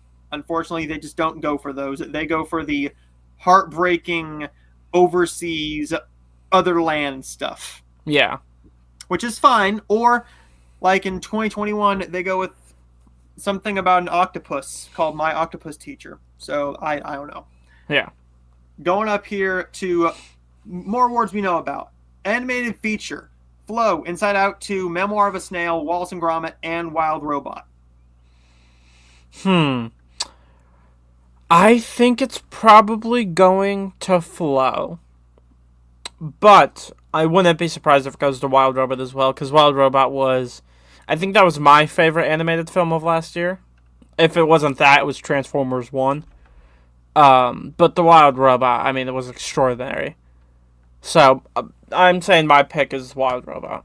Yeah, I think it's going to be Flow, but my personal pick would be Wild Robot. I got to go with Wild Robot, but my personal favorite was Inside Out 2. Wild Robot, Inside Out 2, and Flow are three top-notch films. I did not like Wallace and Gromit at all. And Memoir of a Snail, sure, I'm a film critic. I'm a film buff. Even I got my limits. I don't want to sit down there and watch an animated movie that is trying to make me cry for the entire 99 minutes. I will say, I enjoyed Wallace and Gromit Vengeance Most Foul, but I am surprised at the universal praise. Because, it was good, and I think, but it wasn't crazy or anything like that. It wasn't crazy to watch or anything. It's mostly because it's Aardman. Aardman animation, whatever they do. I mean, they all the way back to Chicken Run. I mean, they get all the praise in the world. Most deserved. Supporting actress. Monica Barbaro, Complete Unknown, Ariana Grande, Wicked, Felicity Jones, Brutalist, Isabella Rossellini, Conclave, and Zoe Saldana in Emilia Perez. I'm going Love- Ariana. I'd love to see it go to Ariana, but it's probably going to Zoe Saldana. I agree with you, Gavin. It's going to go to Zoe. It should go to Ari. She gave more range. She showed what she actually had. She hasn't really acted since Sam and Cat on Nickelodeon, and Right. that was kid acting. This is like Oscar level acting. Yeah. Mhm. When you have a lot of people being like, I don't like Ariana Grande, and then they watch Wicked and they're like, they loved Ariana Grande in the movie, it's something to say compared to nobody liking Zoe Saldana and Emilia Perez. Well, all the packages for her is not even a performance. It's a song. It's the penis to vagina song. That's what they that's what they play. Every time Yeah. she's nominated for anything, that's what they play. It's not the emotional scene at the end with the kids where she has to comfort them and say, "I'm going to take care of you now." It's not that. It's not her performance. It's her walking through a fucking office Right. and singing about penis to vagina. Okay. We can rant about that piece of shit all we want, but okay. Actor in a supporting role: Yura Borisov, Honora, Kieran Culkin, Real Pain, Edward Norton, Complete Unknown, Guy Pearce, The Brutalist, and Jeremy Strong, The Apprentice. I think this is another pretty easy one. I think it's going to Kieran Culkin. For sure. And I'm fine with that. Yeah, great. And best part of the movie as well. Hands down. Best part of the movie. He won the Emmy last year for Succession. He's winning his Oscar this year. We'll see if he wins his Tony this summer, because I believe he's in New York doing a play right now. Yeah, I know they're rehearsing. I think they start in March, I think so. if I'm not mistaken. Yeah. Leading actress: Cynthia Erivo, Wicked; Carla Sofia Gascon, Emilia Perez; Mikey Madison, Honora; Demi Moore, The Substance; Fernanda Torres, I'm Still Here. I'm picking and predicting Demi Moore because, especially recently, she's been getting a lot for the film, which I'm grateful for as well because she was truly phenomenal. However, again, wouldn't be surprised or mad if Mikey Madison got it. I'm rooting for Demi. I think she deserves it. I'm fine with either. I'm going with shit. This is the toss-up of the entire night, really. Yeah. This good? I For want sure. to go to Mikey Madison. I really want to, but Demi Moore was so damn good in the role. Personally, I think that quality was better than Moore in the film, but I think it might go to Demi Moore as what they're calling the Legacy Award and the Career Award. I don't think it is. I think she has more in her. But it's going to go to Demi Moore. But if Mikey Madison wins it, don't be surprised. And like I said early in the show, don't be surprised if you see a sweep of Erivo next year. Do not be surprised. I haven't seen the film yet. If her performance changes and the script falls down and goes completely downhill, I'll be the first one to say the complete opposite. Yeah. Lead actor: Adrian Brody, Brutalist; Timothy Chalamet, Complete Unknown; Coleman Domingo, Sing Sing; Ray Fiennes, Conclave; and Sebastian Stan, The Apprentice. I think it's going to Adrian Brody for The Brutalist. I think it'd be awesome to see Timothy Chalamet take it, just because I think he really has proved himself, how good of an actor he is. But I do think it's going to Adrian Brody. I have no opinions on this because I haven't seen any of these performances. But I'd be happy if Coleman took it because I think he's a great actor, and I'd be happy if Sebastian took it because he's a great actor as well. I'm going to go with Adrian Brody. I mean, there's some swaying going on with the pendulum right now. If Timothy wins this, don't be shocked. Timothy has proved himself, and this is not going to be his last nomination. It's not going to be his last by far. He has a movie coming out next year on Christmas Day. I can't remember what that one's called. It's A24 with... It's Marty Supreme. That's what it is. Yep. There you go. It's him and Gwyneth Paltrow. Pay attention to that film next year because that's going to be a Best Picture nominee, Best Costume Design, Best Actor, and Best Supporting Actors. I guarantee you. Mark that down. And then finally, the last award, Best Picture. Anora, The Brutalist, Complete Unknown, Conclave, Dune Part 2, Emilia Perez, I'm Still Here, Nickel Boys, The Substance, and Wicked. My pick is The Substance, but my prediction... This is tricky. This one's really tricky. I think it's probably... It could go to Anora. Yeah, I think it's probably going to Anora. As much as I'd love for it to be The Substance, I think it's going to Anora. I fully agree with Gav here. I really want Substance to win, though, because that would be huge for the horror genre. I'm going with Anora. If I picked, it would go to Wicked. Mm-hmm. Just because I didn't have an experience like that in a theater all year since Dune Part 2. But Dune Part 2 was a different experience. It was just so engaging with the action and the cinematography and those performances. This, you just got a smile on your face the whole time. Yeah. And you left the movie feeling happy. I mean, people in my auditorium left the theater crying. Yeah. Plus, when you have a movie like Wicked, nail that to be continued card, because I think it's... I love when a movie nails that. Like, I think Spider-Verse struggles just a little bit, especially with how they have it linger and then go to the title card for the movie. I think Wicked probably has the best to be continued for any movie. Like, adding a little bit to Defying Gravity, to linger it, to hit the right beat. I think it's just... You leave the movie happy and excited for what's coming. And we will go into 2 more topics. One I do every single week, but we're going to go into this because I know you guys go to the theater a lot. Gav, you're starting to lean more into the going to see everything, and I'm proud of you. That's hard. As a critic, it's very, very hard to do that. Mm-hmm. And I appreciate that you're going into that. Yes, I'm less selective than I was, especially in terms of last year. I was surprised as hell when you said you were watching Paddington. And I'm like, holy shit.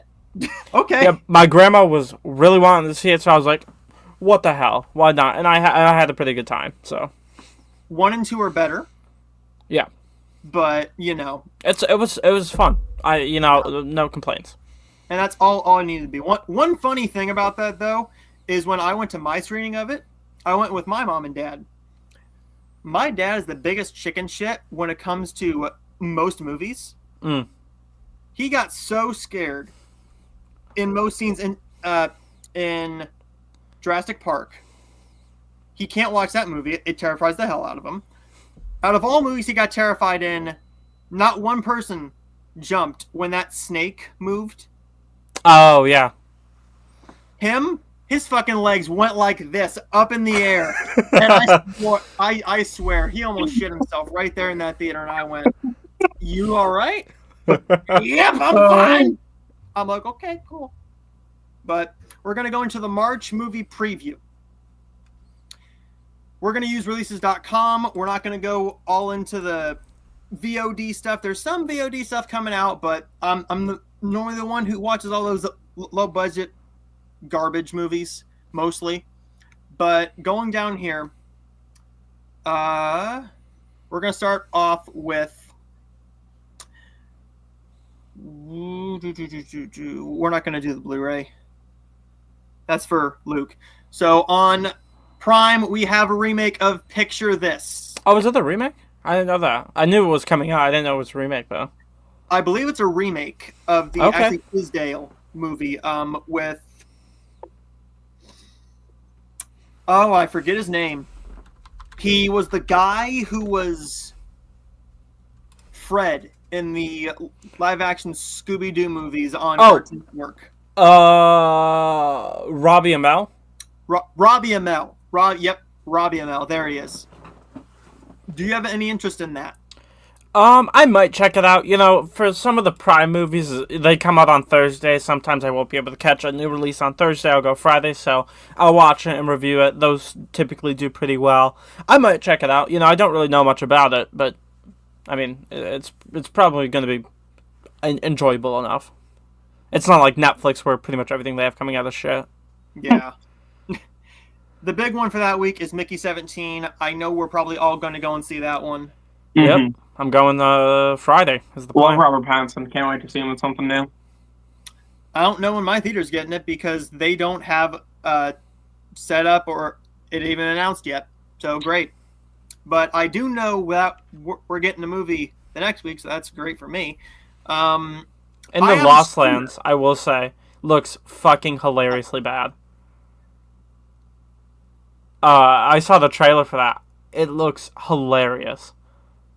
I mean, it's Melia. What do you expect? It's Paul W.S. Anderson. He can't direct a movie worth shit. So Right. I just saw the trailer. I was like, oh man, it's not. The closest it's playing is like a 40-minute drive, and I don't really want to do it for this movie, but it looks hilarious. I have a screener for Seven Veils, so I'll have a review for that one. Gav, I'll get you in contact with the people for that one. Okay. That way, I think you'll enjoy it. It's Amanda Seyfried. What else can I say? She's going to give a great performance nonetheless. Queen of the Ring, I'm looking forward to. It's not going to play wide, though. Going down here, what the hell is this? What? The rule. That just looks fun. I mean, that. Who put that out? I actually. John Lithgow's in it? Jeffrey Rush? Oh. Okay. So that'll be on Shudder at some point. That might be worth a watch, maybe. But probably not. Here is the movie that I am not looking forward to seeing. The Electric State. I thought that trailer looked like shit. Yeah, it doesn't look right. Looked like shit. Novocaine looks fun. I'm excited. Cam and I are going on March 8th to see the film. I can't wait for Nova. So we're seeing that early. I'm very excited. I think it looks a lot of fun. Oh, yeah, I love Jack Quaid. So I'm such a big yeah. Jack Quaid fan. So The Day the Earth Blew Up, Looney Tunes movie. Any interest in that for you guys? I don't know if it's playing by me. I don't think it is, unfortunately. If it is, I'm gonna go check it out. I personally don't have much interest I'm a Looney Tunes in Looney fan. Tunes. I'm a Looney Tunes fan. I want to support this film, especially after, completely forgot what it's called. The one they just shelved. Coyote versus Acme. Yep. Coyote versus Acme. I hope people. They probably aren't going to show up to it because Warner Brothers is not marketing it. But I want to be like, hey, this movie, I watched it. I want to see the other Looney Tunes movie you had coming out. That was really interesting. And Probably won't, but. And they put out a bullshit statement that if this movie does well, they'll put out Coyote versus Acme. I'm sorry, you can't. You already shelved it. You took your tax write-off of it. You can't put it out in theaters. You can't make any money off of it. The only thing you can do is put it up on YouTube with no ads. That's all you can do. You can release that. You can put out Batgirl as well that way, but you already took your tax write-off on it. It's done. Right. Opus, the reviews of that have come out. It's not looking good for A24. That's fine. Not everything they do is going to be a hit. This is the one my theater's getting. Oh, joy for me. The Last Supper. Okay. This is from PureFlix. Oh, jeez. This is another story about Jesus and the disciples. We've seen this 700 times already. I mean, the Chosen series is doing it as well. They're doing a 3-part movie thing. Yeah. And this is going to make money for the crowd. What really makes me angry is that they're not going to get Novocaine or Black Bag, The Day the Earth Blew Up. I mean, hell, I think I might enjoy The Electric State if it actually went to theaters. But instead it's just going right to streaming, which that's where a movie like that should lie, I think. But going down here to the next weekend, there's the Blu-ray for everything. Here's Batman Ninja versus Yakuza League. Any interest in that for you guys? Or do you guys I unfortunately wasn't a big fan of the first one. Me either. So probably not. Same. But I mean, in the future, I might. I'm gonna wait for the Blu-ray to come out. I normally buy all the Batman stuff. He's my guy. He's my superhero. So just for Batman, I'm there. I'm not paying $20 to buy it on digital though. I'm a cheap bastard. So go down here. Oh, here we go. Here's a classic. Duplicity from Tyler Perry. What the hell is he doing now? He's just making these weird streaming movies. I will say my review for his last one, which was titled Divorce in the Black, that did pretty damn well. So I might watch that just to review it anyways. May as well get something from it.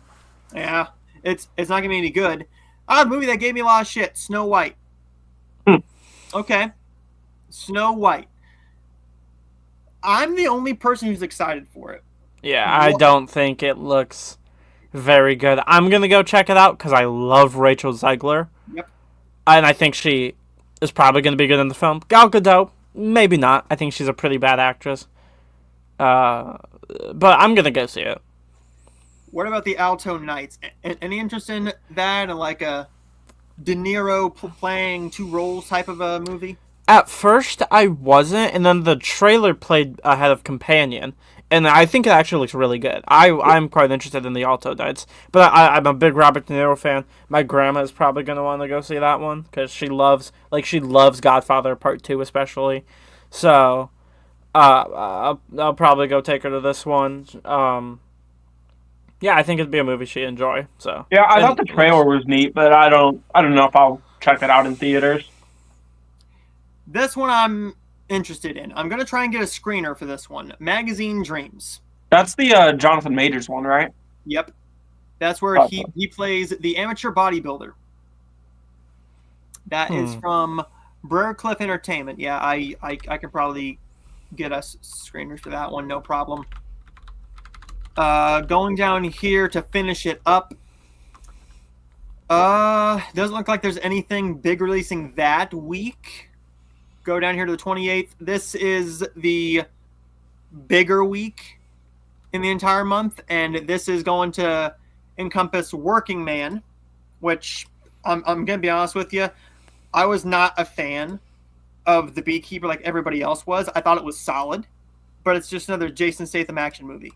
A Working Man looks like the exact same movie. Exactly. And if you're a Statham fan, which I am, I'll get enjoyment out of it. It's not going to be like Crank or Parker or anything he used to do. Now he's just doing the same damn movies. Yeah, I think Statham and The Rock are at like the same acting level where they just kind of play the same guy every movie. To be honest, I don't think it helps that David Ayer's directing this as well, and it looks and feels the same as Beekeeper did. I'm going to be honest with you. Out of everything releasing in theaters that weekend, I'm most interested in The Woman in the Yard. Because it could be awful. It could be awful. Yeah. Don't get me wrong. But that trailer creeped me out. Yeah. That's a creepy premise. I think we saw the teaser for that, Gav, if I'm we did. correct. We did it, and head of Wolfman, I think. Wolfman, yeah. I thought the teaser was really good. I had never heard of it before the trailer. But it piqued my interest. So I will say, Blumhouse this year, very looking forward to The Drop. Yeah. I think that looks really cool. I love Christopher Landon. Yeah, so anything he makes, I'm going to show up to. So the next movie coming out, actually the next two are coming out. The Life List, that's a Netflix film that looks like a chick flick. It's up my alley. Everybody knows that. This looks like shit. Alexander and the terrible, horrible, no one gives a shit movie, Road Trip. I'm going to watch it, but when a movie has a 78-minute runtime with end credits, you know it's going to be garbage, and it goes straight to Disney+. The only good one was Country Camp. If I watch it, at least it's short. At least it's short. I wasn't even a fan of the first one. Yeah, when did that come out? Like 24? Google says 2014 for that one. Yeah, I thought that movie was horrible. I don't remember shit about it, so. It was awful. And then that's it. That is it that we're going to talk about for that. But I made them we might as well do it. We're going to do Release Rewind, and then we're wrapping the show up. All right. So Release Rewind, for all of you who don't know, that is where we take a look at what came out a number of years ago and what they made. So for these guys, they will know some of these movies they won't. But that's the fun of this. So let's go back to 2020. I've seen 3 out of the 4, and you guys be the judge of which one is the best one. 2020, February 21st, we had The Call of the Wild and Brahms the Boy 2. Call of the Wild made 107 million worldwide, Brahms the Boy 2, 18.9. What did you guys think about these movies if you saw them? I didn't see Brahms the Boy 2, weird ass name. I did see Call of the Wild, I think twice in theaters, because I took one side of the family and I took the other side, and I remember enjoying it for the most part. I didn't think it was great or anything, but I enjoyed it. I thought it was pretty boring. Just not my kind of movie that I really enjoy watching. But I thought it was well made, and I thought Harrison was good in it. Yeah. I was a fan of Brahms the Boy too. I didn't like The Boy. The Boy was a completely different movie. Brahms the Boy 2 completely changed it around and did what it actually was supposed to be. Oh, wow, yeah. I remember seeing a trailer for the first The Boy movie when I was at my aunt's house one day, and it scared the shit out of me.